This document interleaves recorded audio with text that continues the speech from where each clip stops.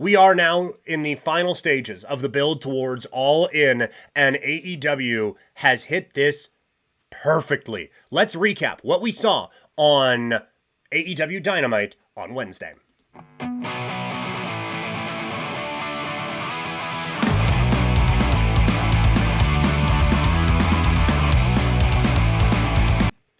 So, AEW is building up toward All In, and they're doing a masterful job, man.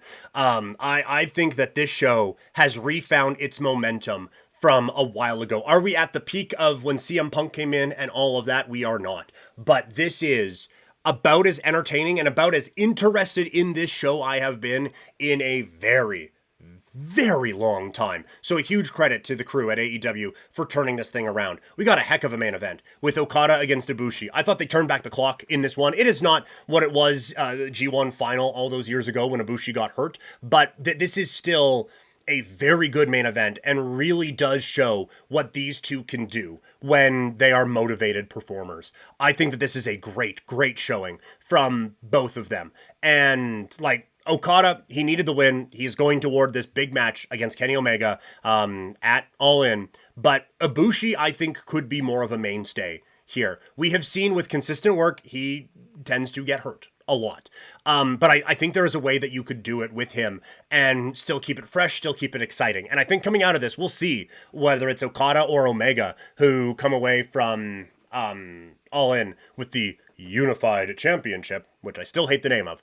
But I think that there is one last tag run here in Omega and Ibushi. And I wonder now if they could be the ones to get the tag team titles back from the Hurt Business. You can tell I'm recording this during Stampede because I don't know if you guys could pick up that jet flyover, but I did. Quite loud out there. But I think you got the Hurt Business really being dicks about things. I think that this would be a very good kind of babyface group to win the titles back and vanquish the bullies at the top of the tag team division in AEW. Hangman and Moxley get the Texas Deathmatch stipulation. I thought they set it up really effectively. This whole thing has been about Moxley not believing that Hangman can win the big one and that Hangman can be the guy in AEW and isn't worthy of being the guy in AEW. So he says, you want Texas Death now against me? You can't handle that. No, you don't deserve that type of an opportunity. It's not going to happen. And so then Hangman proving that he has that last little bit of killer instinct in him by going out and hitting the buckshot on Marina Shafir, I thought was really interesting. Now, I am not the biggest fan of the intergender stuff in professional wrestling, but they have been setting this up for a long time and they maximized it perfectly. It wasn't just violence for the sake of violence. There was a story to it. There was a setup to it, and it was executed perfectly to set up your biggest main event in a very long time. So I think they did an excellent job with this whole thing. The whole setup, telling the story of Hangman Page, not necessarily fully believing that he could be the one, is excellent. And I think this is where you need to really invest in your video crew. I would run it on Wednesday, but I think you need a real video detailing the whole rise of Hangman through AEW to this crescendo of him becoming the guy at this company, starting in losing the first AEW world title match, and then turning into the tag team champions, and then the whole drinking storyline, and the pressures of maybe being the guy, maybe not being the guy, and what was supposed to be on his shoulders, and turning to the dark side, and now trying to find that light with the fans behind him as the champion. There is an amazing story that you can tell with this, and I just hope that they have hit it out of the park here, but I think that this is one, I know they don't do a ton of videos on their TV, this is one where I think you need to do the video of as the go-home thing on Dynamite on Wednesday, and then have it everywhere on social media to get people invested in this pay-per-view. And I think the stipulation adds a little bit extra to it as well. Mercedes Moné against Mina Shirakawa. They got a chance to shine for the TBS title. I thought the match was very strong between these two. Mina getting a bit of the spotlight is good. I need more focus on her now coming out of All In. I think that they obviously have an amazing performer now in Mina Shirakawa full-time, so let's utilize that. I thought it was a good shift from Timeless Tony Storm as well, where she isn't just the braggadocious and talking about tits and everything like that while eating her steak at the table. She's just focused the whole time on that match and stoic. I thought that set up the seriousness of this well. They had their fun early on, but they have now hit another gear with this feud, and they've done a great job with it. MJF gets the spot in the Casino Gauntlet in the number 2. This was a good match. I was hoping that MJF would have a little bit more, but I do think adding him to this match makes it feel like a big deal. And they've set some stuff up with him and Mark Briscoe, and it makes it feel like it is a singles match, but now with the gauntlet, that is one of your best gimmicks attached to it. So I can see where it makes some sense. This match was great as well, and holy hell do they have something in Brody King. And he is another one, that post All In. Like, I want this guy close to the title picture for All In next year, wherever, whenever that is. But for the biggest show of the year, this guy needs to be on it in a big time way next season. After MJF wins, you have Jet Speed come out and attack the Hurt Business, and the Hurt Business beat the piss out of these guys, and it is just beat down, and then they leave, and hey, we're still standing, and they come back, whatever. And I get trying to do the old Jeff Hardy Undertaker thing after that ladder match that they had on Canada Day, actually, a long, long time ago. I don't love that the way to build this up as a title threat. Now, if these are the guys you're going to put in your tag team main event, or your tag team title match, this is probably the way to do it. Like, you're not going to have these guys actually beat Lashley and Shelton Benjamin on TV to build up to this, or have them feel like the dominant ones. This is going to be about, like, oh my God, can they actually put these guys away? So I guess that there is a bit of a story to tell with this, but I don't think it's working, because the crowd, as this was happening, instead of trying to get behind Knight and Bailey, it was the crowd chanting, "We hurt people."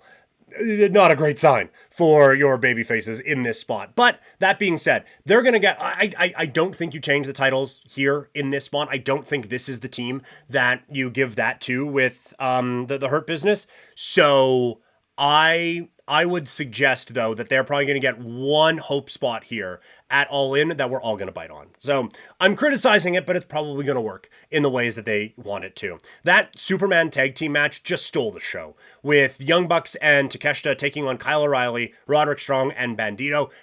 Unbelievable match. Just a phenomenal, phenomenal match. It is the type of a brilliant match that you expect from AEW on their 300th show, and it delivered in a big time way. It was a great showcase for Bandito. I think he is ready for more than just being the Ring of Honor champion. I think there needs to be now a progression, and I think that would help Ring of Honor as well, because they are a brand right now that everyone just assumes as a overflow for AEW. But I think if you can establish, hey, this guy was the Ring of Honor champion. He has lost that, but now he's called up to AEW and he is into somewhat of a title picture of some sort and being treated as a main eventer. Now all of a sudden, you're kind of training people to take Ring of Honor a little bit more seriously. And so I think there needs to be a progression now for him a little bit. I also think there's a very interesting story that's going to come out of everything here with the Young Bucks, Takeshita, and Okada, because obviously Takeshita and Okada are not on the same page. And now Okada is off with the Don Callis family, but then you have the Bucks now teaming up with Takeshita as a bit of a, And so I think there's a shot there, but I also think it's a Takeshita being like, I got you boys. So I think there's an interesting story here. And then you get the setup for the match at All In with Swerve and Ospreay taking on the Young Bucks. And they set up the stipulations. So if you didn't watch, it is if Swerve and Ospreay win, then the Bucks are no longer EVPs. It is not that Swerve and Ospreay get to be EVPs. It's just no one is. If the Bucks win, Swerve and Ospreay don't get a title shot for a year. They set these up in a way that both are big enough that there are real stakes for this match, but believable enough that either of them could happen. I think if you went over the top and you were like, you know what? If the Bucks lose, Swerve and Ospreay are EVPs. No one is buying that those two are going to be EVPs at all, right? So, okay, whatever. But if you go the other way and you say if the Bucks win, Swerve and Ospreay are never getting your title shots again. Well, that is kind of what they tried with Cody and it didn't work. And it is too big of a thing for any of us to believe. So when you have stipulations like this, you run the risk of it becoming very predictable because we can say, well, that's not going to happen.